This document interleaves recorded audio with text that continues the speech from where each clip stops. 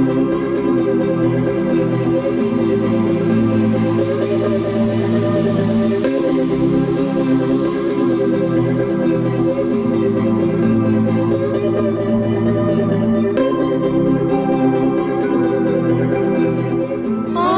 भूर्भुवः स्वः तत्सवितुर्वरेण्यं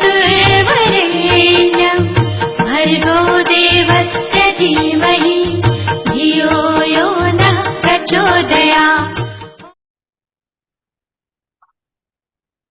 सभी को सादर प्रणाम। आज स्वाध्याय एवं चिंतन की कक्षा 1150वीं है। आज का दिन गुरुवार 13 फरवरी 2025। आज का जो विषय है वो है गायत्री साधना से जीवन का कायाकल्प। आज का विषय आदरणीय अमन कुमार जी देंगे, who is currently working as a manager in software development company Capgemini technologies. तो मैं उनसे निवेदन करता हूँ कि वो अपना उद्बोधन आरंभ करें। धन्यवाद। जी भाई साहब, बहुत बहुत आभार, बहुत बहुत धन्यवाद आपका। आइए आज के विषय को प्रारंभ करें। इससे पहले एक बार परम पूज्य गुरुदेव, वंदनीय माता जी और ऋषि सत्ताओं को एक बार हम लोग नमन करते हुए आज के विषय को हम लोग प्रारंभ करते हैं गायत्री मंत्र के साथ में। ओम भूर्भुवः स्वः तत्सवितुर्वरेण्यं भर्गो देवस्य धीमहि धियो यो नः प्रचोदयात्। जी प्रणाम। तो आज के विषय को हम लोग प्रारंभ करते हैं। आज का जो विषय है, पहले भी इससे पहले गायत्री महाविज्ञान भाग 1, इस पर करीब करीब 3 कक्षाएं इस पर हो चुकी हैं। गायत्री का प्रादुर्भाव, गायत्री सूक्ष्म शक्तियों का स्रोत है, गायत्री साधना का उद्देश्य, और आज ये जो कक्षा है उसका विषय है गायत्री साधना से जीवन का कायाकल्प।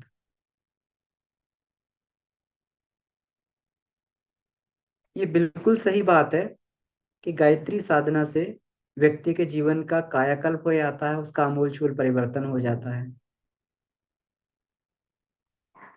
हम लोगों ने माधवाचार्य की कहानी तो कई बार सुनी होगी कि माधवाचार्य के मन में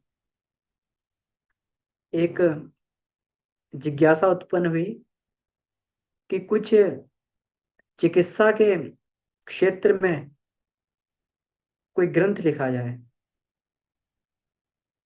तो जब विद्वानों से परामर्श किया तो उन्होंने कहा कि आप गायत्री का आश्रय लीजिए। आप गायत्री का आश्रय लेंगे तो गायत्री, क्योंकि वेद माता है और सारा का सारा ज्ञान वेदों से ही निकला है, तो अगर आप गायत्री का आश्रय लेंगे तो वेद माता की कृपा से आप कुछ भी लिखना चाहें, कोई भी विषय के बारे में, तो वेद माता गायत्री की कृपा से आपको ज्ञान प्राप्त होगा, क्योंकि गायत्री वेद माता है। सारा का सारा ज्ञान गायत्री के गर्भ में है, इन 24 अक्षरों में है। यहां से आपको ये सारा ज्ञान प्राप्त होगा। हम लोग कई बार सुनते हैं कि हमारे जो ऋषि लोग हैं, इन्होंने अद्भुत ज्ञान के दृष्टा हुए। वेदों में अलग अलग ऋचाएं आती हैं, उसमें मंत्र दृष्टा ऋषियों का नाम आता है। मंत्र दृष्टा ऋषियों का इसमें ये कहा गया है कि एक जगह ये पढ़ने को मिला कि ऋषि कौन है।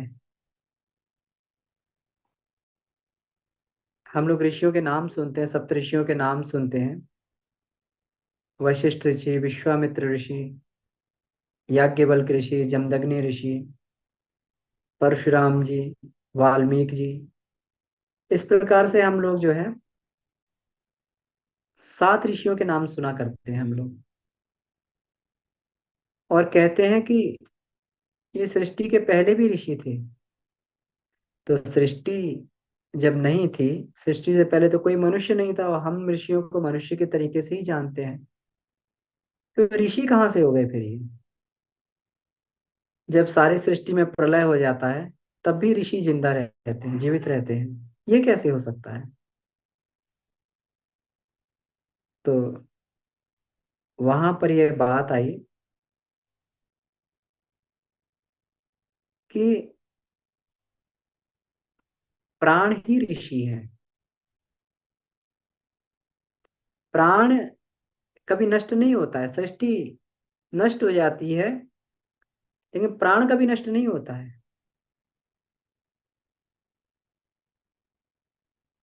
प्राण केवल व्यक्त और अव्यक्त होता है। जब अव्यक्त होता है तब चारों ओर प्रलय जैसा माहौल दिखाई देता है। बिल्कुल चारों तरफ आकाश ही आकाश, कुछ भी नहीं। और जब प्राण व्यक्त होता है तो जड़ और चेतन के रूप में उसका प्रकटीकरण होता है। जड़ से पदार्थ बनता है और चेतना से जीव, जीवों के बीच में, जीवों के अंदर जो संवेदना होती है, जो उनका उनकी इच्छा होती है, आकांक्षा होती है, ये सब चेतना के माध्यम से विकसित होता है। तो प्राण जब व्यक्त होता है तब ये जड़ चेतन बनता है, और अव्यक्त स्थिति में बिल्कुल केवल आकाशवत रहता है। तो ये प्राण ही ऋषि है। ये कहा गया है कि ऋषि कौन है? प्राण ही ऋषि है। और बात सही है। ऋषियों के भी वही हाथ पैर शरीर थे जो हम लोगों के हाथ पैर शरीर है। लेकिन जो व्यक्ति प्राण को परिष्कृत करता हुआ उस स्तर तक प्योरीफाई कर लेता है, उस स्तर तक प्योर कर लेता है, इतना परिष्कार कर लेता है, उसका प्राण ऋषि स्तर का हो जाता है। वो वेदों का, उपनिषदों का, पुराणों का, शास्त्रों का ज्ञाता हो जाता है। वेद उपनिषद इत्यादि पढ़े नहीं जाते, ये तो प्रकट होते हैं, अंतःकरण से प्रकट हो जाते हैं। तो माधवाचार्य जी को यही बताया गया कि कोई भी विद्या जो इस संसार में प्रकट अभी तक नहीं है, अगर तुम उसको धरती पे लाना चाहते हो, तुम्हें गायत्री का आश्रय लेना चाहिए, क्योंकि गायत्री गर्भ में ही सारा ज्ञान है। माधवाचार्य जी ने तपस्या की, और तपस्या करते करते 12 वर्ष तक तपश्चर्या करते, लेकिन कोई सिद्धि उन्हें प्राप्त नहीं हुई। निराश होकर जो है 12 वर्ष के बाद में निराश होकर एक बार काशी में मणिकर्णिका घाट पर बैठे हुए थे, एक कपालिक वहां से गुजरा। कपालिक ने देखा कि इतना तेजस्वी व्यक्ति बिल्कुल निराश मुंह लटका हुए कैसे बैठा हुआ है। माधवाचार्य से पूछा, तो माधवाचार्य ने बताया कि मैं इस तरीके से, ऐसे मुझे बताया था गायत्री उपासना के लिए, मैंने 12 वर्ष गायत्री उपासना की लेकिन मेरा प्रयोजन सिद्ध नहीं हुआ। तो कपालिक ने कहा, तुम एक काम करो, तुम भैरव की उपासना करके देखो। भैरव की उपासना करके देखो। और कपालिक ने विधि विधान बता दिया इनको, माधवाचार्य जी को। माधवाचार्य ने भैरव की उपासना प्रारंभ की। और भैरव की उपासना जब प्रारंभ की तो करते करते 1 साल में भैरव सिद्ध हो गए। और आवाज आई, माधवाचार्य वरदान मांगो। माधवाचार्य ने आंखें खोली, सामने कोई नहीं था। उन्होंने कहा, आप कौन है? मैं भैरव हूँ जिनकी तुम उपासना कर रहे हो, तो मेरे सामने आइए। कि मैं तुम्हारे सामने नहीं आ सकता। आप मेरे सामने क्यों नहीं आ सकते हैं? कि तुमने जो गायत्री की साधना की है, इसका इतना तेज तुम्हारे अंदर है कि कोई भी तमोगुणी शक्ति तुम्हारे सामने नहीं आ सकती है। कोई भी तमोगुणी शक्ति तुम्हारे सामने आएगी तो जलकर भस्म हो जाएगी। इसलिए मैं तुम्हारे सामने नहीं आ सकता। अच्छा, मेरे सामने नहीं आ सकते तो फिर आप ये बताओ कि गायत्री साधना जो मैंने इतने साल की, उसका फिर उसका मुझे प्रतिफल क्या प्राप्त हुआ? तो उन्होंने बताया, भैरव ने बताया कि तुम्हारी साधना, 12 वर्ष की साधना तुम्हारे 12 जन्मों के जो तुमने ये कृत्य किए थे उसका परिष्कार करने में चली गई। जो भी तुमने अपराध किए होंगे, जो भी तुमने कुसंस्कार थे, जो भी तुम्हारे कुकृत्य थे, उनको सबको परिष्कार करने में 12 वर्ष की तपस्या तुम्हारे 12 जन्म के ये पापों का क्षय करने में खर्च हो गई है। अब तुम पवित्र बन चुके हो। अब तुम अगर गायत्री उपासना करोगे तो तुम्हें जो तुम्हारी अपेक्षा है वो पूरी होगी। माधवाचार्य ने पुनः गायत्री उपासना की। और हम सभी लोग जानते हैं, कथा बड़ी प्रचलित है, सभी ये जानते हैं कि 1 वर्ष के अंदर उन्हें गायत्री सिद्ध हुई, गायत्री का साक्षात्कार हुआ, उनके हृदय में वो ज्ञान प्रकट हुआ जिसको माधव निदान के रूप में उन्होंने जो है उसको, और आज जो है चिकित्सा क्षेत्र में, आयुर्वेद के क्षेत्र में एक प्रमाणिक पुस्तक माधव निदान है। और जो आयुर्वेद से जो लोग पढ़ते हैं उनको ये माधव निदान पढ़ाई जाती है। तो गायत्री जो होती है जीवन में अंतःकरण को इतना उसको बदल देती, इतना फेरबदल कर देती है अंतःकरण को, कि व्यक्ति जो गायत्री उपासना करता है उसको लगता है कि मैं पहले क्या था और अब क्या हो गया। मैं पहले, मेरा व्यक्तित्व कैसा था। क्योंकि अगर उम्र के हिसाब से देखा जाए, एक हिसाब से उम्र के हिसाब से देखा जाए, तो उम्र के हिसाब से भी कोई बहुत ज्यादा परिवर्तन दिखाई नहीं देते हैं। आप सभी लोग जो है वरिष्ठ लोग इसमें जुड़े हुए हैं, तो आप लोगों के जीवन का बड़ा ये अनुभव रहा होगा, बड़ा गहरा, बहुत आपने जो है दुनिया भी देखी होगी। तो उसमें देखा होगा कि उम्र के हिसाब से कोई जिनको जो ये होता है, जिनको ज्ञान होता है, जिनको तत्व ज्ञान होता है, वो बहुत ज्यादा उम्र के हिसाब पर निर्भर नहीं करता है। वो जो है, जो व्यक्ति प्रयास करता है, जो व्यक्ति इसके लिए ये करता है, उम्र के हिसाब से संसारिक अनुभव बढ़ सकता है, लेकिन तत्व ज्ञान जो है तो साधना से ही आता है। तो उम्र के हिसाब से भी नहीं, तो फिर परिवर्तन कैसे होता है। अगर कोई व्यक्ति गायत्री उपासना कर रहा है, कुछ ही सालों में परिवर्तन हो जाता है। तो अगर वो इसको बड़ी गहराई से अनुभव करे तो लगता है कि मैं उस वर्ष पहले क्या था और अब मेरे अंदर क्या हो गया। ऐसा जो है कायाकल्प उसके जीवन का हो जाता है। इसका पूरा का पूरा दर्शन गुरुदेव ने इस चैप्टर में दिया हुआ है। जो चैप्टर आज हम लोग जिस जिस अध्याय की चर्चा हम लोग करने के लिए जा रहे हैं, उसका पूरा का पूरा दर्शन गुरुदेव ने दिया है कि व्यक्ति की सोच कैसे बदल जाती है, विचार कैसे परिवर्तन हो जाता है, विचारों में परिवर्तन कैसे होता है, उसके अंतःकरण में क्या क्या ऐसे परिवर्तन होते हैं जिसके उसके अंदर उसको लगता है कि मेरा आमूलचूल परिवर्तन हो गया।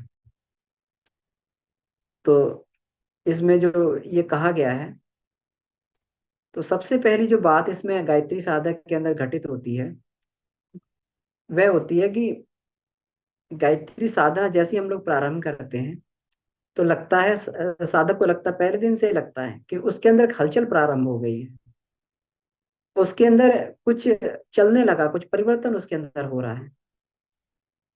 और परिवर्तन क्या होता है, सतोगुण की अभिवृद्धि उसके अंदर होने लगती है।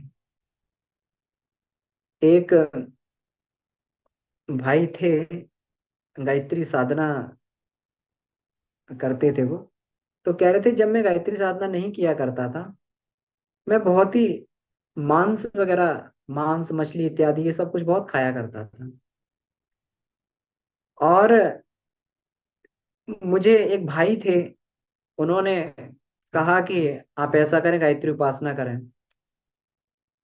तो मैंने जो है मना कर दिया कि गायत्री उपासना करूंगा तो आप कहेंगे मांस छोड़ दो, मछली छोड़ दो, ये सब कुछ छोड़ दो,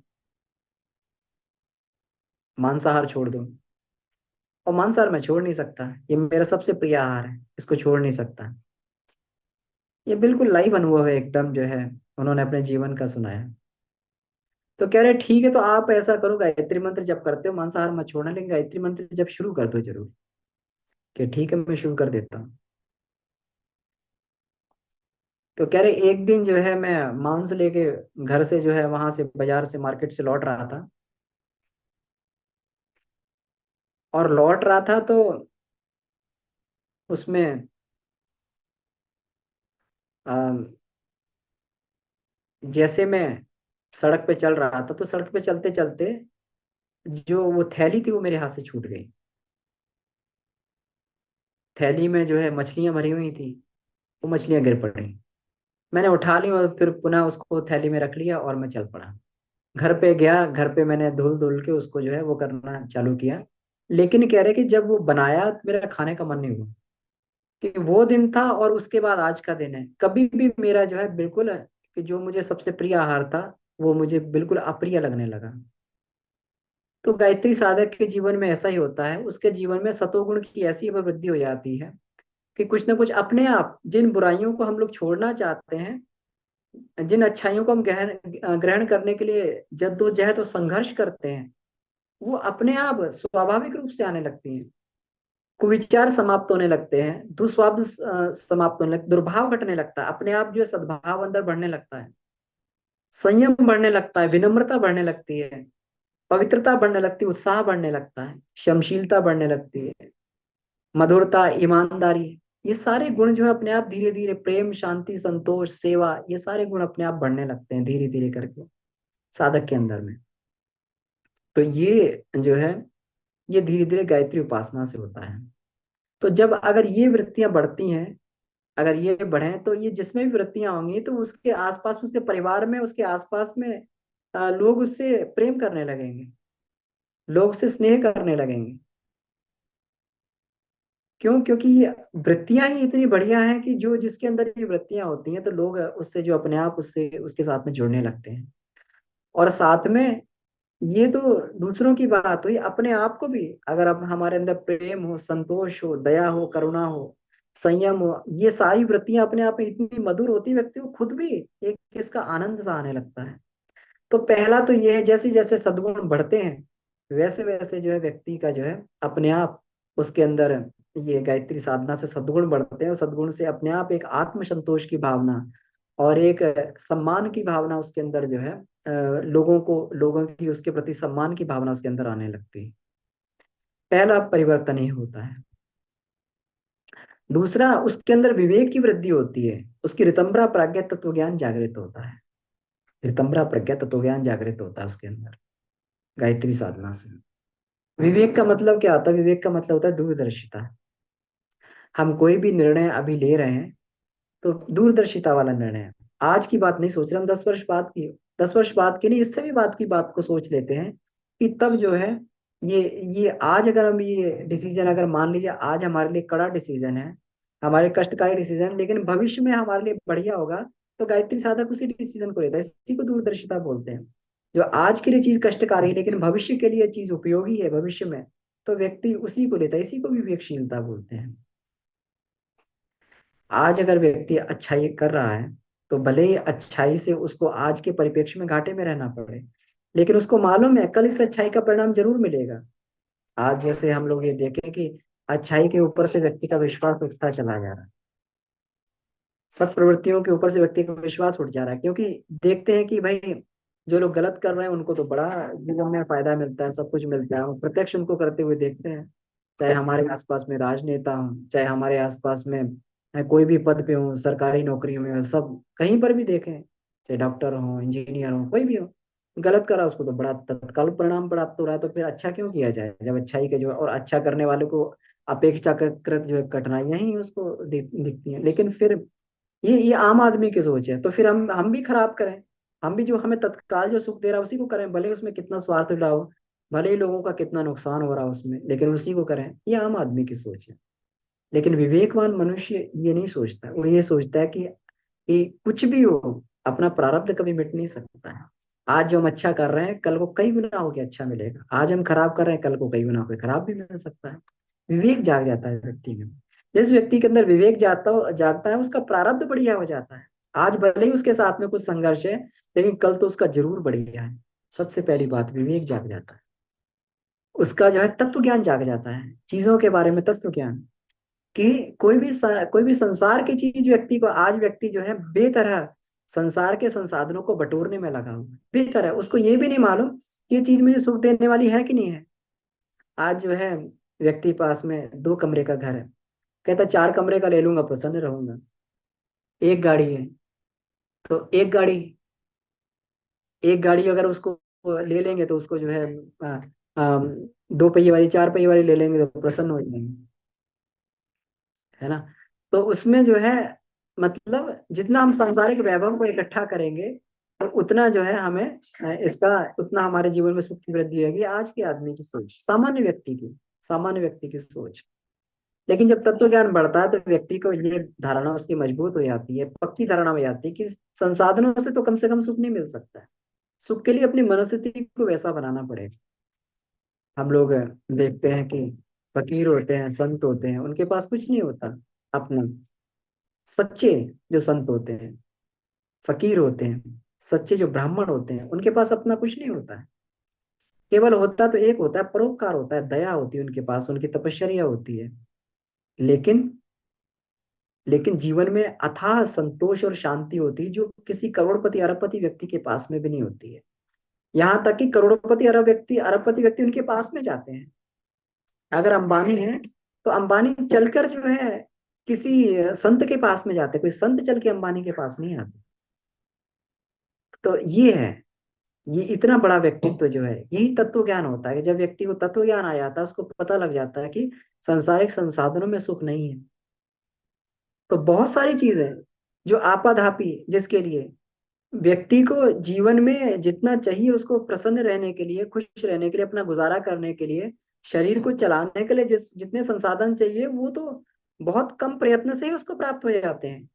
8 घंटे की नौकरी है, अगर व्यक्ति 6 घंटे भी 4 घंटा भी काम करेगा, 4 घंटा में उसको जो है अपने इतने संसाधन प्राप्त हो जाएंगे कि वो कम से कम उसमें संतोषजनक अपना जीवन यापन कर सकता है। लेकिन व्यक्ति 8 घंटा तो क्या, 8 घंटा भी कम पड़ते हैं, 16-16 घंटे, 20-20 घंटे लोग काम करते हैं, रात रात भर सोते नहीं, दिन रात काम करते रहते हैं। किस लिए? कि अपने टारगेट्स पूरे करने हैं। कौन से टारगेट है? कि इतने इतने सालों तक इतना बैंक बैलेंस बढ़ाना है, इतने इतने सालों तक हमें ये खरीदना है, इतना मकान खरीदना है, 1 प्लॉट हो गया, 2 प्लॉट हो गए, 4 प्लॉट हो गए, और ये खरीदना है, ये प्रॉपर्टी खरीदनी है, वो इंडस्ट्री डालनी है, ये इंडस्ट्री डालनी है। एक इंडस्ट्री हो गई तो एक और डालनी है, एक के बाद एक और डालनी है। एक एक बिल्डिंग बना दी तो एक के बाद एक और बनानी है, 2 बनानी है, 4 बनानी है, ऐसे कितने जो आज के समय में देख रहे हैं हम लोग, कितने बिल्डर जो हैं, कितने बिल्डर जो है। बीच में अभी एक एक वो आया था, एक पूरा पूरा जो आ गया था, लोग फ्लैट कल्चर हो गया, पूरा ये हो गया था। कितना ज्यादा लोग फ्लैट की बुकिंग और ये सब करने लगे थे। और उसमें जो है बिल्डर क्या करते थे, पैसा ले लिया और उठा के उन्होंने जो है प्रोजेक्ट तो नहीं बनाया, उठा के उन्होंने दूसरे पे वो लगा के दूसरे की जमीन खरीद ली, एक का दूसरे में, दूसरे का तीसरे में, फ्लॉप हो गए। कितने प्रोजेक्ट्स आज फ्लॉप हो गए, हम लोग देखते हैं एनसीआर एरिया में कितने फ्लॉप प्रोजेक्ट पड़े हुए हैं। किस लिए? कि दिनों रात, दिन रात में अमीर बन जाए। कहीं व्यक्ति प्रामाणिकता और कहीं वो नहीं रखना चाहता। तत्व ज्ञान यही होता है। तत्व ज्ञान जो है संसाधनों पे नहीं, व्यक्ति की मनस्थिति बदलने पर उसको जो है मनस्थिति बदलने पर उसको उसको प्रेरणा देता है। ऋतंभरा जगती है।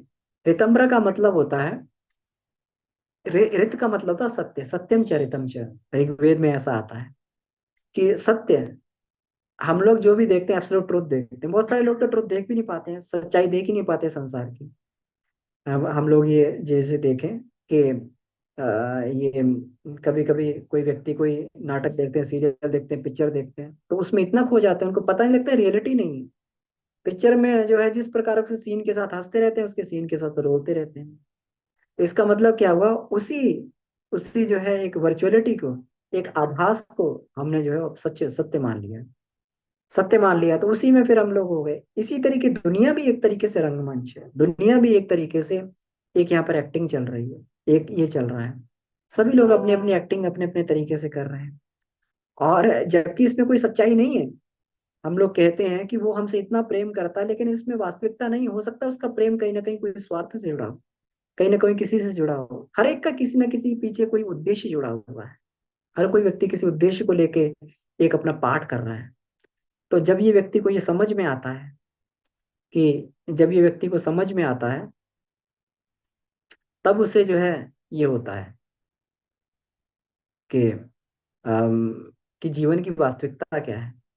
तो फिर जिस संबंधियों के पीछे मोहग्रस्त होकर हम लोग दिन रात भटकते रहते हैं, व्यक्ति का मोहजन्य दुख दूर हो जाता है। तो जो ये विवेक तत्वज्ञान ऋतंभरा में वृद्धि होती है, इससे वृद्धि होने से उसके अज्ञान जन्य जितने दुख होते हैं वो नष्ट हो जाते हैं। हम लोग अगर ये देखें कि 90% हमारे जीवन में कष्ट होते हैं अज्ञान जन्य होते हैं। हमारी अंडरस्टैंडिंग चीजों के प्रति ठीक नहीं है। जब हमारी अंडरस्टैंडिंग बदलती है, कहते हैं नजरें बदली तो नजारे बदल गए। किश्ती ने मोड़ा रुख तो किनारे बदल गए। कि जैसे इस दुनिया को देखने का नजारा हमारा बदल जाता है। तो कल को दुनिया हमें बहुत खराब लगती थी। हमें लगता था कि ये दुनिया हमसे छीन रही है, झपट रही है। जैसे ही हमारा दुनिया को दृष्टिकोण देखने का बदल जाता है, वैसे ही लगता है दुनिया तो बड़ी परोपकारी है, हमारे साथ बड़ा परोपकार कर रही है। हम तो दुनिया में नहीं, हम तो स्वर्ग में रह रहे हैं, ऐसा व्यक्ति को फील होने लगता है। चारों तरफ उसको एक मधुर वातावरण दिखाई देने लगता है। उससे लगता है सृष्टि का कण कण जो है मुझे अनुदान दे रहा है। तो ये जो है उसके अज्ञान जन्य दुखों का निवारण हो जाता है।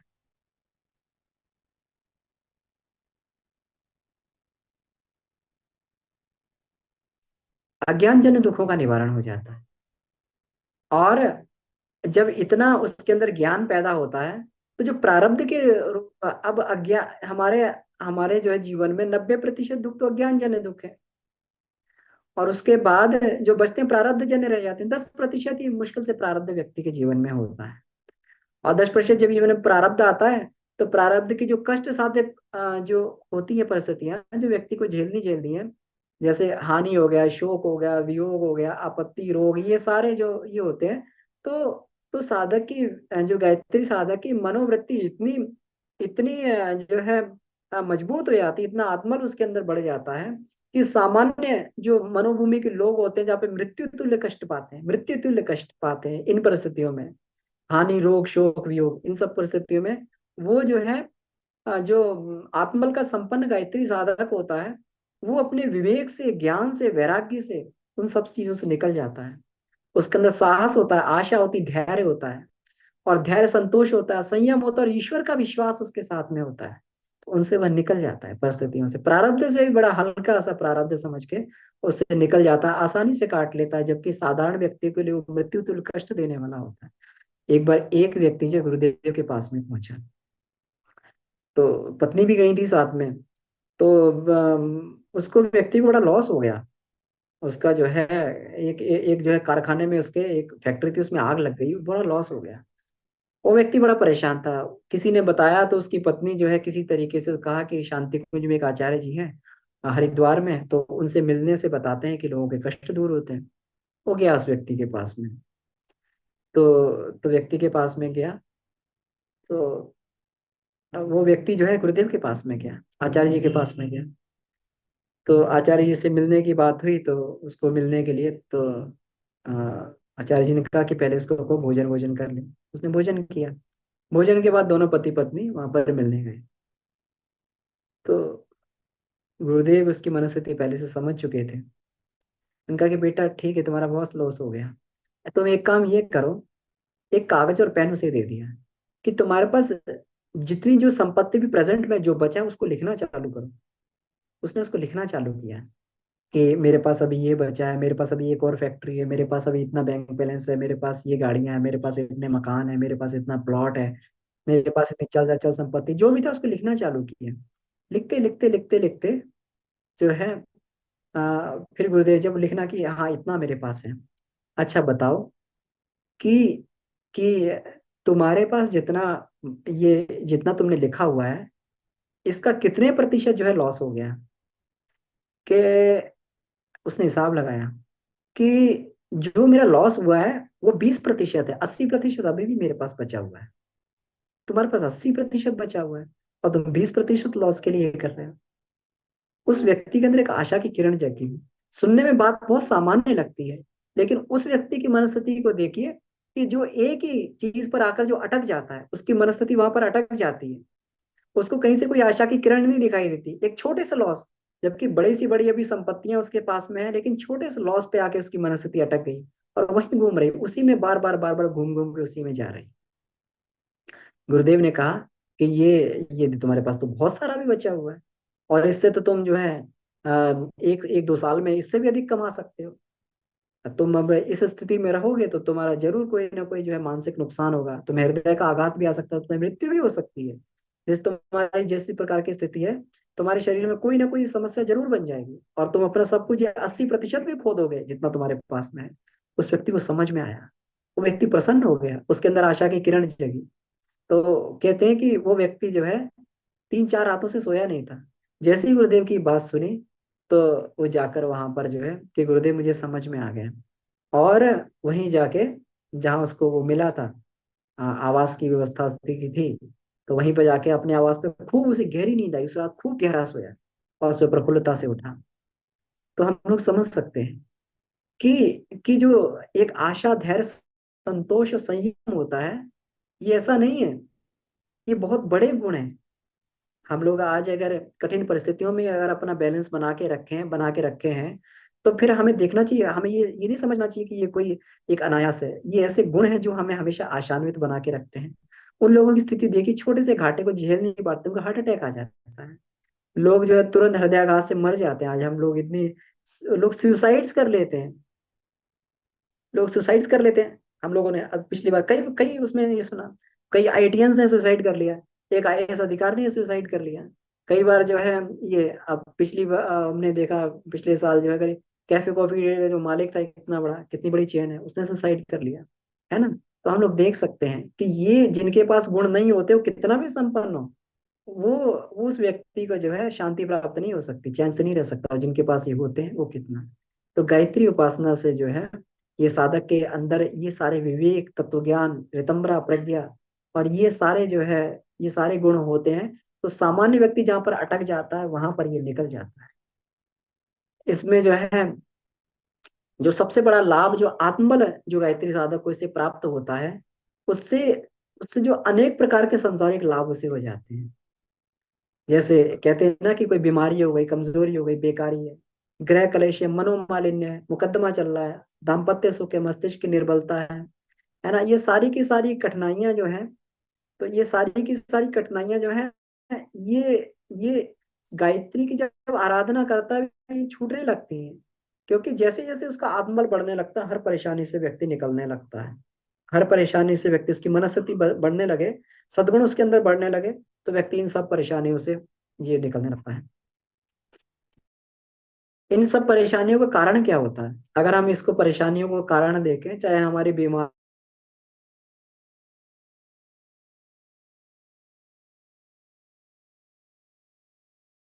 जाए, तो मूल में कुछ ना कुछ जरूर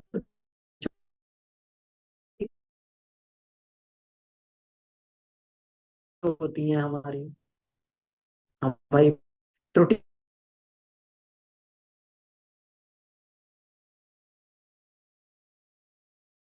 बढ़ने लगती हैं, हमारा आहार विहार संयमित होता है। जैसे हम लोग ये देखें कि जैसे अगर कोई व्यक्ति बार बार बीमार पड़ता है,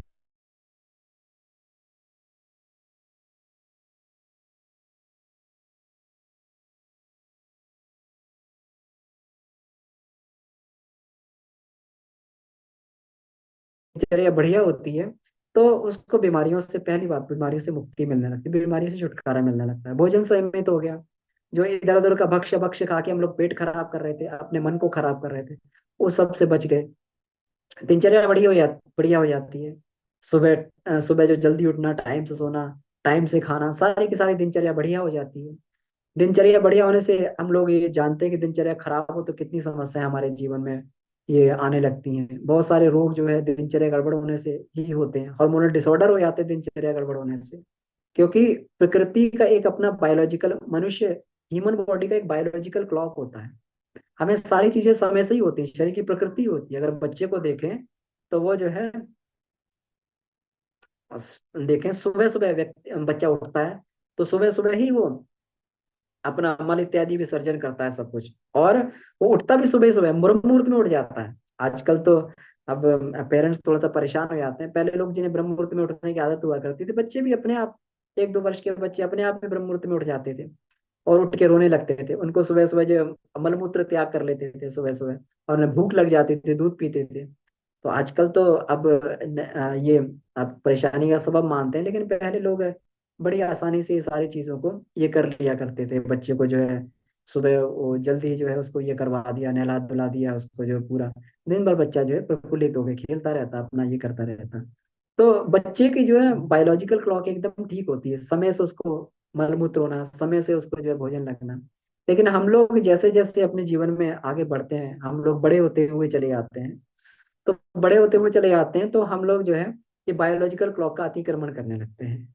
हमें नींद आ रही हो तब भी हम लोग सोते नहीं है, पता लगे नींद आ रही, नींद को मार के बैठे हुए हैं, चाय पी रहे हैं, कॉफी पी रहे हैं, उसके पीछे कोई भी रीजन हो सकता है, उसके पीछे कोई भी कारण होता है। लोग सिगरेट भी पीते हैं, चाहे वो अतिरिक्त उसको काम करना पड़ता है, रात रात भर काम करना पड़ रहा है, चाहे जो अपनी इंजॉय के लिए, पार्टी के लिए बैठा हुआ है, चाहे वो मोबाइल देखने के लिए बैठा हुआ है, किसी भी हो, नींद आ रही है फिर भी व्यक्ति उसको देखे जा रहा है।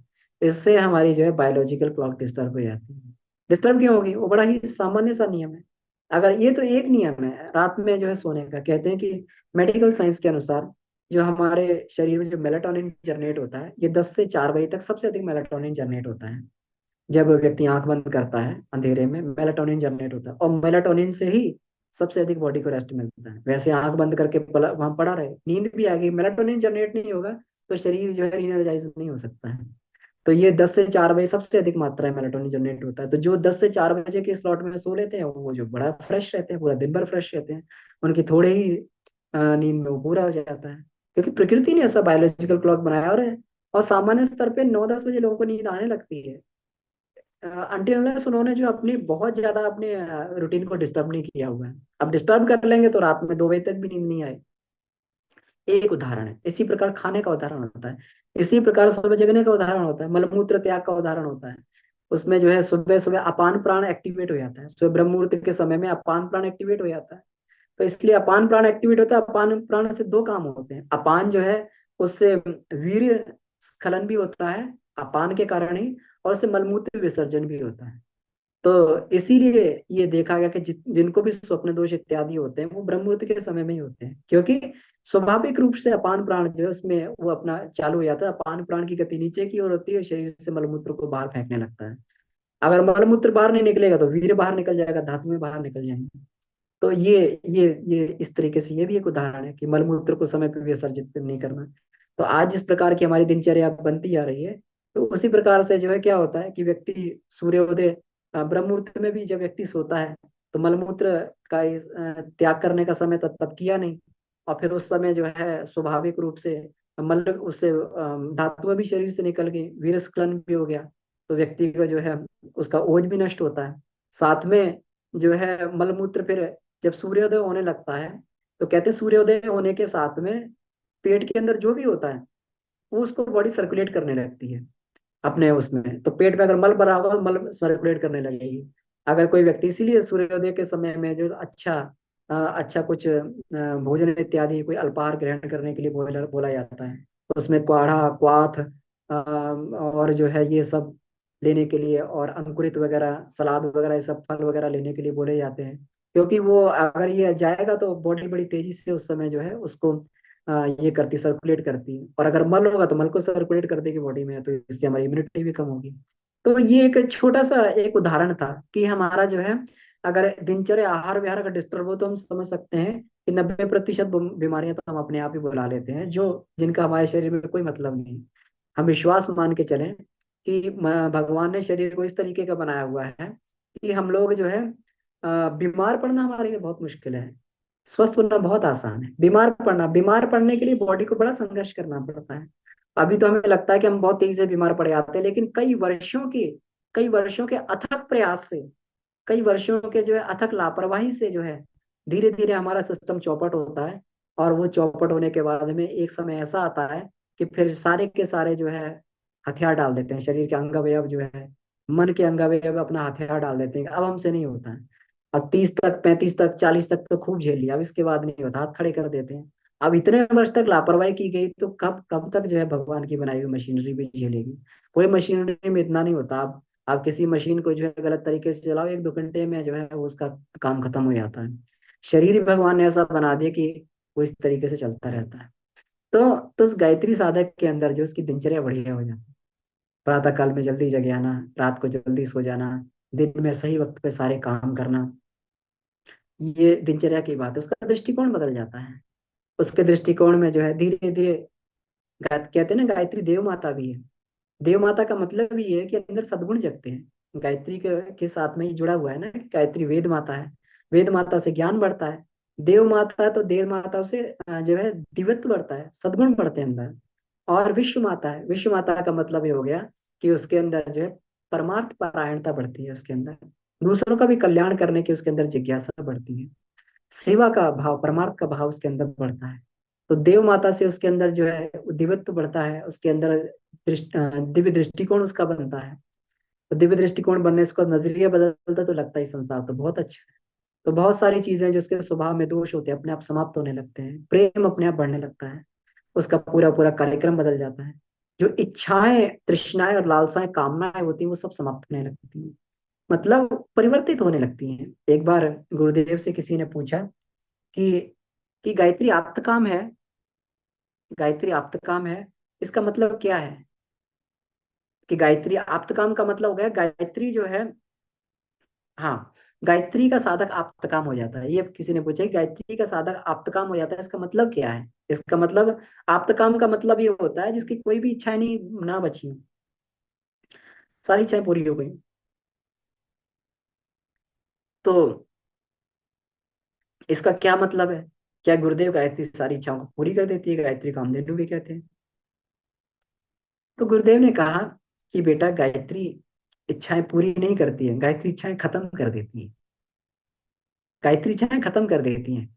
इच्छाएं कौन सी? संसारिक इच्छाएं, जो जो हमारी तृष्णा के रूप में, तृष्णा तो कहते हैं ना कि वासना और तृष्णा इस तरीके का है, इस तरीके की खाई है कि अगर अगर जो है इंद्र का वैभव और कुबेर की संपत्ति भी मिल जाए तो वासना और तृष्णा की खाई को पाटा नहीं जा सकता है। कितना भी इसमें भरते चले हो, कभी नहीं, ना तो वासना खत्म होगी, ना तृष्णा खत्म होगी। हम लोग राजा ययाति का उदाहरण सुनते हैं कि पूरा उन्होंने अपना, उनका यौवन और सब कुछ चला गया, लेकिन फिर भी अंदर जो है वासना की वृत्ति खत्म नहीं हुई, फिर भी उनकी जो भोग से इच्छा तृप्त नहीं हुई। तो बाद में क्या, अपने पुत्र का भी यौवन, कि अभी तो मेरी इच्छा नहीं हुई, तो अब मुझे कौन अपना यौवन दे सकता है? तो सबसे छोटे वाले पुत्र ने कहा, मैं अपना यौवन आपको देने के लिए तैयार हूँ। उसको भी करके जो है, उसको भी भोग लिया, तब भी उनकी याति की इच्छा पूरी नहीं हुई। तो फिर क्या हुआ कि फिर लास्ट में जो ज्ञान हुआ कि इससे तो वासना, इससे तृष्णा तो कभी पूरा हो ही नहीं सकता, कुछ भी झोंक दिया जाए इसमें। यही जो कठोपनिषद में यम यम बताते हैं, जब ये कहते हैं कि हमें नचिकेता कहते हैं यमाचार्य से कि हमें अब आत्मज्ञान दीजिए, तीसरी उपलब्धि, तीसरा वरदान जब मांगते हैं, पहला वरदान तो मांगा कि पिता का क्रोध शांत हो जाए, दूसरा वरदान उन्होंने मांगा कि पंचाग्नि विद्या दे दो, तीसरा उसको उन्होंने मांगा कि आत्मज्ञान दो हमें। ये आत्मा क्या है? आत्मा, ये आत्मा की यात्रा किस तरीके की है? ये आत्मा का क्या होता है ना, जीवन मृत्यु का सत्य क्या है? ये सब ये पूछा। तो फिर यमाचार्य ने कहा, तुम ये मत कम से कम पूछो नचिकेता, तुम संसार का कोई भी ज्ञान पूछ लो, कुछ भी वैभव मांग लो, तुम चाहो तो स्वर्ग का कुछ भी भोग सकते हो, जितने साल तक चाहो, जब तक चाहो तुम अपने जीवन को बना के रख सकते हो। तुम 100 वर्षों तक, 100 वर्षों तक चाहो, ये स्वर्ग की अप्सराएं हैं, सबका भोग करो। तुम पृथ्वी पर हर एक तरीके का, जब तक अपने जीवन को बना के रखना चाहो, तब तक अपने जीवन को बना के रखो। बड़े से बड़ा भोग पृथ्वी का तुम प्राप्त कर सकते हो, स्वर्ग का वैभव, स्वर्ग का ऐश्वर्य, तुम्हें सब कुछ, तुम सब कुछ मुझसे मांग लो, लेकिन ये मत मांगो कि आत्मज्ञान क्या होता है, आत्म तत्व क्या होता है, इसके बारे में मत मांगो। तो नचिकेता ने बड़ा सुंदर प्रश्न किया। अच्छा, आप ये बताइए, मैं 100 वर्षों तक, 1000 वर्षों तक अगर उस वैभव को भोग भी लूं, उसके बाद में क्या होगा? उसके बाद में क्या होगा? मृत्यु तो आएगी, मरना पड़ेगा। हाँ बिल्कुल, मरना तो पड़ेगा, शरीर तो मरण धर्म है, यहाँ तो रह तो सकते नहीं है, तो मरना पड़ेगा। तो फिर इसका क्या फायदा? तो फिर मुझे वो बताइए जिससे अमृतत्व मिलता है, जिससे जीवात्मा अमर हो जाती है। तो अमृतत्व का ज्ञान दीजिए मुझे। तो इस आत्मज्ञान की बात नचिकेता को ये जो है यमाचार्य ने बताई। तो जब व्यक्ति के अंदर ये तत्व ज्ञान जब उसके अंदर ये आ जाता है, तो ये उसका दृष्टिकोण, उसका जीवन में परिवर्तन हो जाता है। क्योंकि वासना और तृष्णा से तो किसी का कुछ नहीं हो सकता है, कितना भी वासना और तृष्णा को ये कर लिया जाए। तो जैसे ही व्यक्ति की, तो गायत्री, गुरुदेव ने यही कहा कि बेटा, गुरुदेव गायत्री जो है इच्छाओं को ही खत्म कर देती है। व्यक्ति आप तक काम हो जाता है, उसकी केवल आत्मिक इच्छाएं रह जाती हैं, संसारिक इच्छाएं तो उतनी रह जाती हैं जैसे उसे संसार की गाड़ी भर चल सके, और संतोष शांति इतना हो जाता है। और उसके बाद में उसकी जो है ये हो जाती है, उसकी आत्मिक कामना ही रह जाती है, केवल आप्त काम हो जाता है व्यक्ति। इच्छाएं, लालसाएं, वासनाएं सब उसकी समाप्त हो जाती है। कई लोग इसमें ये कहते हैं कि अगर ये खत्म हो जाएंगी तो फिर जीवन प्रगति तो नहीं रुक जाएगी, ऐसा नहीं होता है। जीवन में प्रगति जो इस आधार पर निर्भर करती है कि जीवन में हम जो है कितना हमारे अंदर संतोष है, कितना हमारा जो मानसिक संतुलन कितना है हमारे पास में। जिसके पास में मानसिक संतुलन होगा, जिसके पास में आत्मबल होगा, वो जीवन की कोई भी, संसार की कोई भी उपलब्धि को प्राप्त कर सकता है। संतोषी रहने का ये मतलब नहीं है कि जीवन में प्रगति होनी बंद हो गई। अपने संसार में कोई भी वैभव व्यक्ति कमा सकता है, लेकिन संतोषी रहता है, कभी लिप्त नहीं होता उसमें। इसी को निष्काम कर्म योग वाली बात भी कही जाती है। और क्या मिलता है गायत्री साधना से? गायत्री साधना से एक और चीज मिलती है, ये आपत्तियों का निवारण है। कभी कभी जो है व्यक्ति को कभी कभी ऐसी विपत्तियों में, आपत्तियों में फंस जाता है, उसको जो है चारों तरफ लगता है कि जो है बिल्कुल अंधेरा ही अंधेरा है, कहीं से कोई रास्ता नहीं सूझता है। अब लगता है अब मैं क्या करूं, अब तो बिल्कुल, अब तो मेरा जो है बिल्कुल एकदम पतन तय है। तो ऐसे में अगर गायत्री साधना कोई व्यक्ति करता है, अनुष्ठान करता है, तो वो उस आपत्ति से बहुत कर उभर जाता है। क्यों उभर जाता है? क्योंकि गायत्री अंदर एक ऐसा प्रकाश पैदा कर देती है, इसको रास्ता मिल जाता है। इस संसार में समस्याएं तो समाधान भी है। कोई भी समस्या जो है जीवन में ऐसी नहीं आती है जिसका समाधान ना हो। पहले समाधान आता है, फिर ही तभी समस्या आती है। अगर समाधान नहीं होगा तो समस्या पैदा ही नहीं होगी। तो जो है इसीलिए इसमें ये कहा गया है कि समाधान जो है उसका, उसको समाधान, उसका ऐसा प्रकाश उसके अंतःकरण में होता है गायत्री उपासना के माध्यम से। कई बार हम लोगों ने देखा है, कई बार ये सुझाव दिया जाता है, अपने व्यापार में घाटा पड़ गया, या अपने उसमें जो है दिक्कत आई, घर परिवार में बहुत कलेश है, दाम्पत्य जीवन पति पत्नी में आपस में नहीं बन रही है, बहुत ही कलह कलेश है, रिश्ते टूटने पे आ गए हैं। तो कभी कभी कुछ लोग जो है ये सलाह देते हैं, कुछ ज्ञानवान लोग सलाह देते हैं कि आप ऐसा कीजिए, आप गायत्री का अनुष्ठान करवाइए या कीजिए आप गायत्री का अनुष्ठान, तो आपके जीवन का संकट टलेगा। ये बिल्कुल प्रैक्टिकल अनुभव हमने देखा है। हमारे बहुत नजदीकी में एक परिवार था ऐसा, हमारे रिश्तेदारी में एक परिवार ऐसा था कि जिसमें जिसमें ये था कि बिल्कुल पति पत्नी का रिश्ता टूटने पे, कगार पे बात आ गई थी। बिल्कुल एकदम ऐसा हो सकता था कि जैसे लग रहा था कि बिल्कुल संधि उसमें जो है संबंध विच्छेद हो जाएगा, यहाँ तक बात आ गई थी। तो तो इसमें गायत्री उपासना में ही जो है एक सद्भावों के लिए एक साधना दी हुई है, परिवार सुख देने वाली साधना दी हुई है। तो उसमें लिखा हुआ है कि अगर कहीं कोई पति या पत्नी कोई आपस में कहीं नहीं बन रही है, अगर पति बहुत बिगड़ैल है या कुछ कोई दिक्कत है, तो महिलाओं के लिए इसमें एक साधना दी हुई है। तो वो साधना का जो है उनको बताया गया कि आप ये ऐसे ऐसे साधना कीजिए। तो उन्होंने वो साधना की, 6 महीने के अंदर इन्हें आश्चर्यजनक परिणाम मिले। जो पति जो है अपना वो कहते हैं कि बाहर कहीं किसी दूसरी स्त्री के साथ में उसका संबंध हो गया था, वैसा हो गया था, और घर में वो था, तो वो सारा कुछ धीरे धीरे छूटने लगा। पत्नी और पति में आपस में प्रेम बहुत बढ़ गया, आपस में मधुरता बढ़ने लगी, और जो है सौहार्द का वातावरण परिवार में बनने लगा, आश्चर्यजनक परिवर्तन होने लगा। गायत्री यह भी करती है। इस पुस्तक में जो है महाविज्ञान भाग 1 में बहुत सारे ऐसे इसमें ये उपचार और तपस्या, उपचार और साधनाएं दी हुई हैं जिससे व्यक्ति सांसारिक विभूतियां भी प्राप्त कर सकता है। व्यक्ति जो है इसमें, जिनके संतान नहीं होते उनको संतान प्राप्ति के लिए उनको जो है इसमें साधना दी गई, जिनका पारिवारिक कलह है उनको पारिवारिक कलह मिटाने के लिए, जो व्यक्ति बीमार रहते हैं, जिनको उपचार नहीं हो, जिनको जो कोई उपचार काम नहीं करता, उनके लिए, स्वस्थ होने के लिए उनके लिए साधनाएं दी हुई हैं। बहुत सारी साधना है। तो गायत्री से यह भी होता है, सांसारिक कलह कलेश भी जो है गायत्री का आश्रय लेने से जो है ये हो जाते हैं। गायत्री साधना को जो है आत्मबल बढ़ाने वाला एक आध्यात्मिक व्यायाम कहा गया। आध्यात्मिक व्यायाम कहा गया। मान लीजिए हमने किसी प्रयोजन को लेकर गायत्री साधना की और वो हमारा प्रयोजन पूरा नहीं हुआ, लेकिन फिर भी कहते हैं कि बिल्कुल इसी तरीके से कहते हैं कि जो साधना करने से उसका प्रभाव कभी निष्फल नहीं जाता है। जैसे कोई पहलवान है, पहलवान क्या करता है कि किसी कुश्ती के लिए प्रयास करता है, किसी कुश्ती के लिए प्रैक्टिस करता है, तो उसको पूरा प्रयास करना पड़ता है, अपने शरीर को बना के रखना पड़ता है, रोज जो अखाड़े में अभ्यास करता है। और किसी कारणवश मान लीजिए कुश्ती नहीं जीत पाया, तो क्या हुआ? उसका प्रयास निरर्थक चला गया? नहीं, उसका प्रयास निरर्थक नहीं गया। उसका प्रयास तो जो उसने किया था, एक्चुअल प्रयास तो निरर्थक जाएगा नहीं। उसका शरीर बलवान हो गया, उसको निरोग जीवन मिला, उसको दाम्पत्य सुख का सुख मिलता है, उसका जो है एक सुसंस्तति की प्राप्ति होती है। इस तरीके से बहुत सारे उसको उसको अलग तरीके के लाभ उससे प्राप्त हो जाते हैं। इसी प्रकार से अगर मान लीजिए किसी गायत्री साधना करने से कोई विशेष प्रयोजन नहीं भी पूरा हुआ, तब भी आत्मबल इतना बढ़ जाता है कि वो आत्मबल तो इस तरीके से एफडी की तरीके से हो जाता है। उस आत्मबल का प्रयोग कहीं पर भी कर लिया जाए, चाहे सांसारिक उसको जो कष्ट मिटाने के लिए, चाहे वो अपना जो मानसिक कष्ट मिटाने के लिए, कहीं किसी प्रकार के कष्ट मिटाने के लिए भी उस पुण्य का प्रयोग किया जा सकता है। तो गायत्री साधना जो है कभी निरर्थक नहीं जाती। तो कहते हैं कि प्राचीन समय में जो है, जो हमारे ऋषि मुनि लोग होते थे, उन लोगों ने बहुत बड़ी बड़ी साधनाएं की।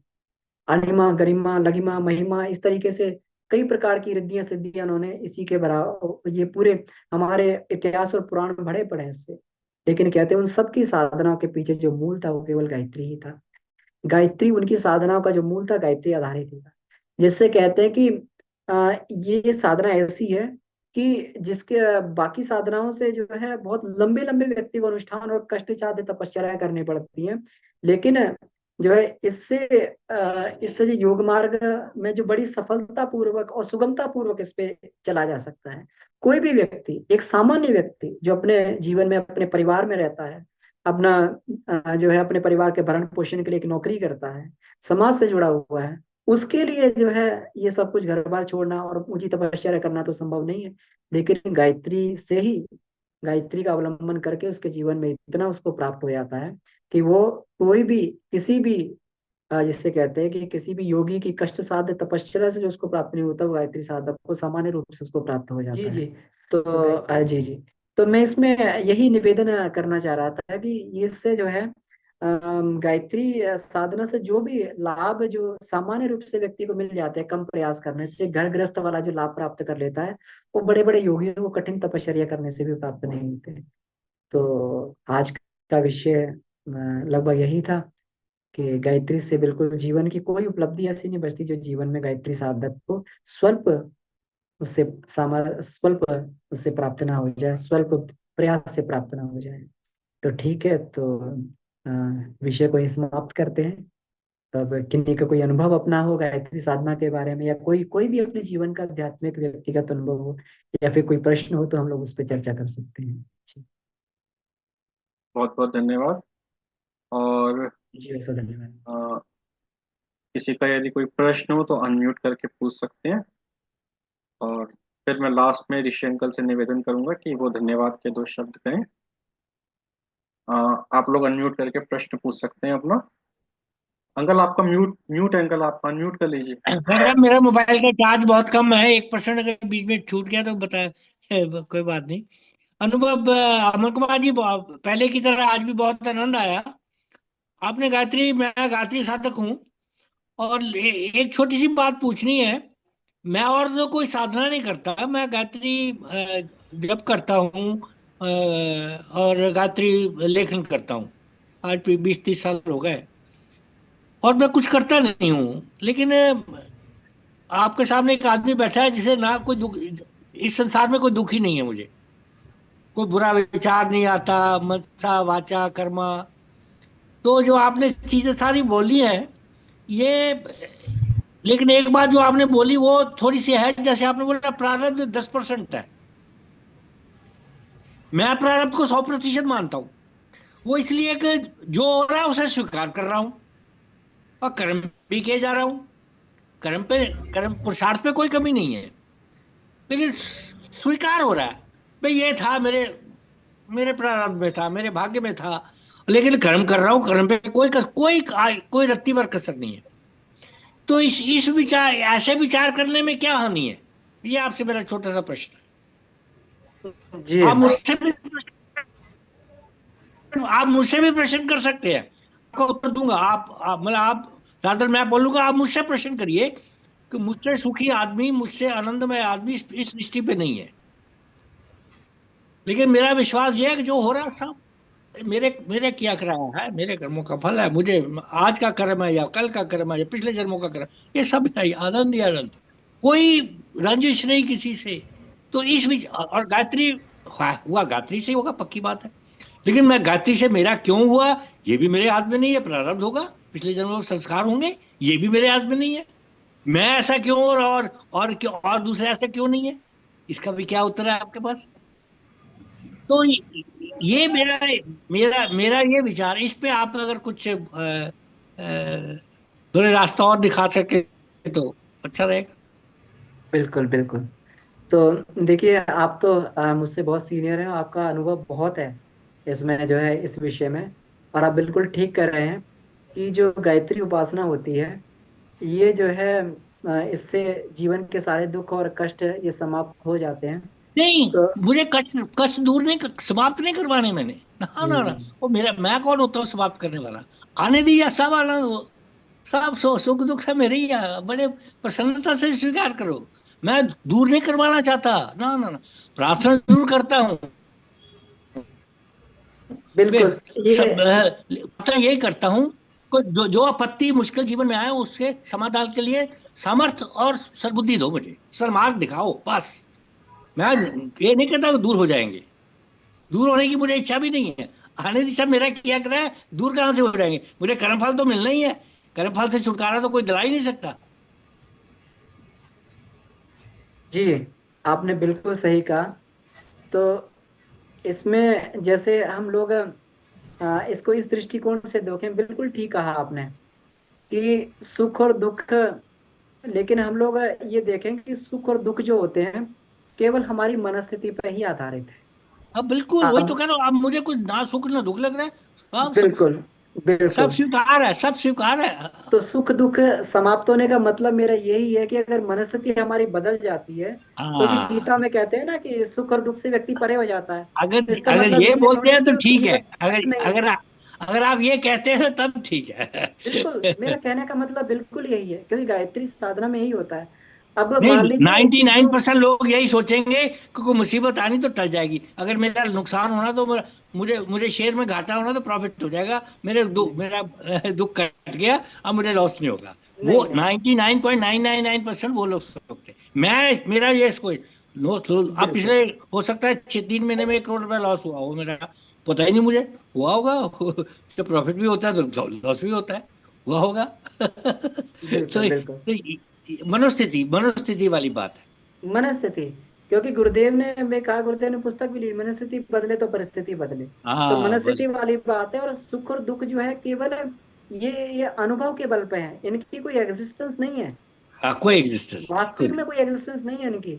ये बिल्कुल। केवल मनस्थिति है, मनस्थिति अब व्यक्ति की जैसे परिमार्जित हो जैसे जाती है। जैसे जैसे एनेस्थीसिया दे देते हैं, दर्द तो हो रही है लेकिन आपको महसूस नहीं हो रहा, महसूस नहीं हो रहा है, तो बस। ये तो जीते ये जी वाली, एनेस्थीसिया है, ये जीते जी बिल्कुल बिल्कुल। एनेस्थीसिया। नहीं तो कष्ट तो देखिए, हमें लगता है कि जो आध्यात्मिक व्यक्ति होता है उसको कुछ कष्ट ज्यादा ही रहते हैं संसारिक व्यक्तियों से, हाँ, आनंद है ना। दीजिए। वो बोले सराखों पे मुसीबत, मेरा एक शेर है, मैं शायर भी हूँ। सराखों पे मुसीबत भी अगर दे तो खुदा, हर बुरा वक्त है इंसान का इम्तिहान होता। बिल्कुल बिल्कुल। हाँ, परीक्षा बिल्कुल होती है सही उस कहा। टाइम तो। परीक्षा होती है, क्योंकि हाँ, जितना हम पढ़ेंगे उतनी परीक्षाएं देनी पड़ेंगी। तो बिल्कुल अध्यात्म बिल्कुल। मार्ग में भी जितना आगे बढ़ेंगे उतनी परीक्षाओं से तो गुजरना ही पड़ेगा, इसके बिल्कुल अलावा कोई बिल्कुल। दूसरा चारा नहीं। बहुत बढ़िया, बहुत। तो आप तो बिल्कुल ऐसे लगता है कि हमारे साथ ही बैठे हैं और साथ ही रहते हैं, मुझे लगता ही नहीं कि आप अलग हैं हमसे। जी, हमारा भी बिल्कुल। सौभाग्य है, बिल्कुल एकदम जो है, आप जैसे वरिष्ठ लोगों के सानिध्य में हमें भी कुछ आपके जीवन के अनुभवों से सीखने को मिलता है। नहीं नहीं, तो आप जो बोल रहे हो आपको सब अनुभव है उसका, ये आप मुझे, मैं ये महसूस कर रहा हूँ कि ये नहीं कि आप पढ़ा लिखा गुरुदेव का पढ़ा हुआ आप सुना रहे हैं, आप आप अपना अनुभव भी सुना रहे हैं, आप भी अपना अनुभव भी बता रहे हैं, बिल्कुल।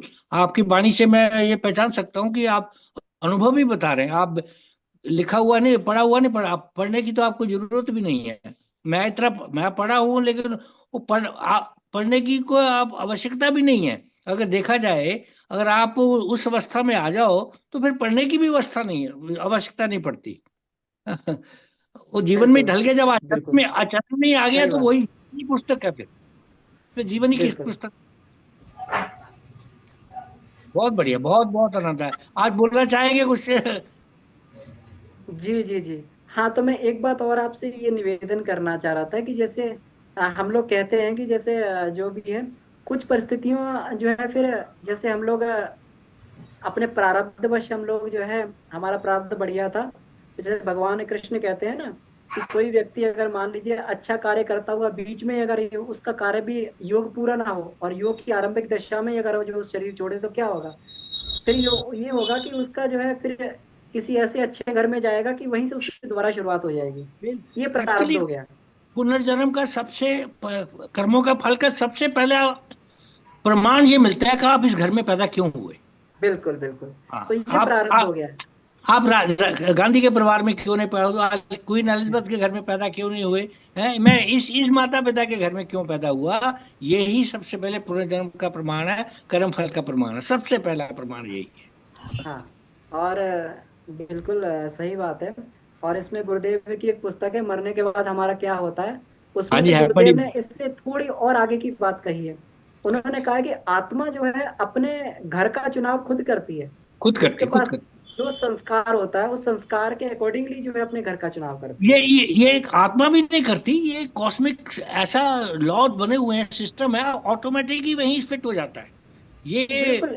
बिल्कुल, ये सब ऑटोमेटिक चलता है, ये ऑटो पे है, ऑटो पे है। ये हाँ कोई व्यक्ति खड़ा हुआ कंप्यूटर नहीं चला रहा, ये कॉस्मिक कॉस्मिक नियम है ना जो बने हुए। ये बिल्कुल। कोई तोड़ नहीं सकता, ये हमको पता भी नहीं है। ये साइंस साइंस भी नहीं पता कर सकती, बिल्कुल नहीं पता कर सकती। जी बहुत जी बहुत अच्छा लगा आपसे मिलके, और आपका बहुत बहुत धन्यवाद। आप महीने में एक बार आते हैं ना। जी जी जी। बस बस, इससे ज्यादा भी जरूरत नहीं, क्योंकि हजम करना भी मुश्किल हो जाता है। लोगों की क्षमता कम ही है शायद।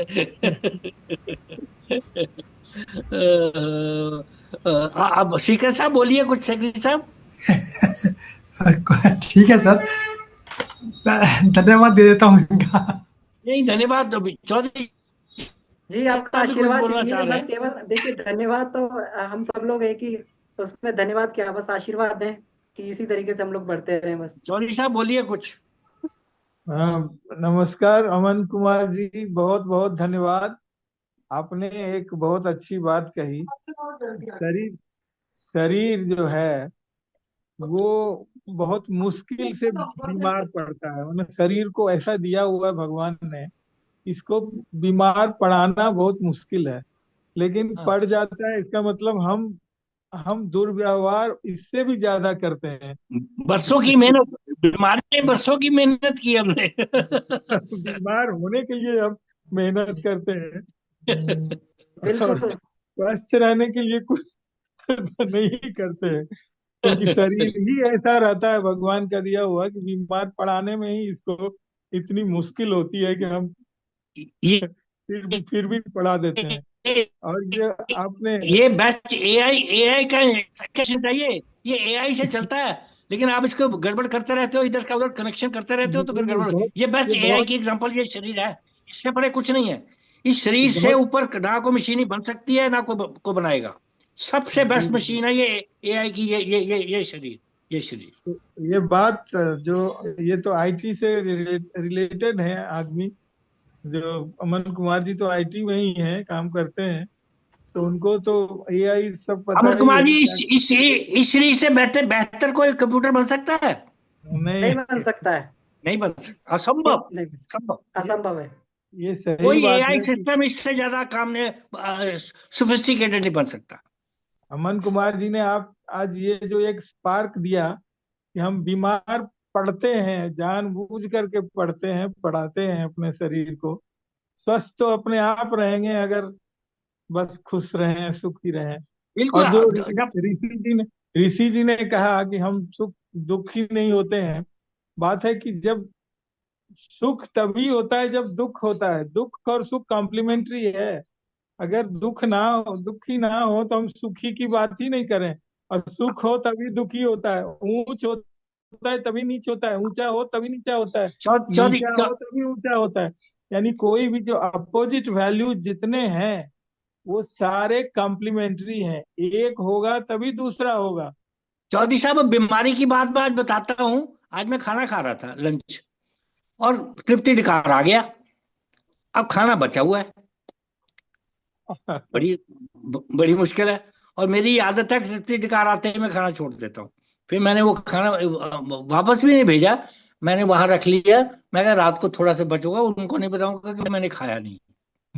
मतलब हम अगर खा लेता तो बीमारी वाली मेहनत वाली बात। बहुत अच्छा लगा। अमन कुमार जी का बहुत बहुत धन्यवाद बहुत अच्छा आपकी। लगा, बहुत अच्छा, इतना अच्छा लगा। क्योंकि एक तो हमारे जैसे इंजीनियर यहाँ हमारी हमारी कैटेगरी में आते हैं चौधरी साहब। तो एक तो वो भी है, और दूसरा वो हमारा भाव भी एक ही है। और संस्कार भी एक ही है हमारे। और प्रभु की कृपा के साथ साथ सत्संगति में बैठे हैं। ये तो उनकी भी सौभाग्य है, और हमारा भी सौभाग्य है। बिल्कुल हाँ, और बिल्कुल। और ये स्टील प्लांट में रगड़े भी अभिषेक गए जी हैं। देखिए। हाँ, और स्टील अभिषेक जी प्लांट पे, मुस्कुरा रहे हैं देखिए। और हम लोग आप जानते हैं, आप भी स्टील प्लांट के रगड़े हुए हैं, हम भी रगड़े हुए हैं। बिल्कुल बिल्कुल। और हमसे ज्यादा कोई नहीं रगड़ा हुआ। हम लोगों ने जो मेहनत की है वो कोई नहीं कर सकता। आप बिल्कुल सही कह रहे हैं। आप लोगों के समय में जो मेहनत थी उतना तो आज कर भी नहीं सकते हम लोग। जी। ना ना ना, हम लोग तो आपको बताया ना, मैं 1972 में स्टील प्लांट ज्वाइन किया था। और चौधरी साहब ने भी आसपास ही किया होगा। और उसी समय किया। हम लोग घर ही नहीं घुसने देते, बोले बदबू आती है, जूते बाहर ही रखिए। हैं हमारा सर्वेंट नहीं अंदर घुसने देता था, जूते बाहर निकाल के बाहर रखिए, कपड़े भी बाहर फेंकिए। ये हालत होता था जब फैक्ट्री से आते थे आप। जी जी। यही बात है। बहुत बहुत धन्यवाद आपका, बहुत बहुत धन्यवाद। आप 3 बार ओम के साथ कक्षा समाप्त करते हैं। जी। ओम।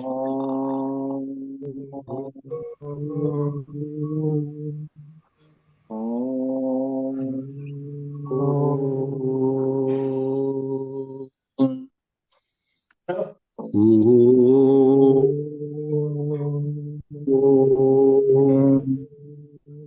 शांति शांति शांति शांति शांति। शांति। सभी को प्रणाम। धन्यवाद। जी सभी को प्रणाम। धन्यवाद। आभार। शान्ते सर्वं शान्ते शान्तिरेव शान्ते सा